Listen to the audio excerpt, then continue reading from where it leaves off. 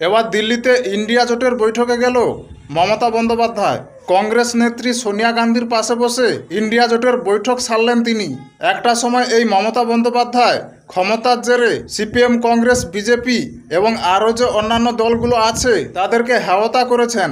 যেমনটা তিনি বলেছিলেন যে আমি সিপিএম কংগ্রেসের সাথে বাংলার কোনো অ্যাডজাস্ট করব না, আমি 34 বছর দেখে নিয়েছি। তিনি আরও বলেছিলেন যে বাংলায় তৃণমূল কংগ্রেস ছাড়া ইন্ডিয়া গভর্নমেন্ট তৈরি হতে পারে না।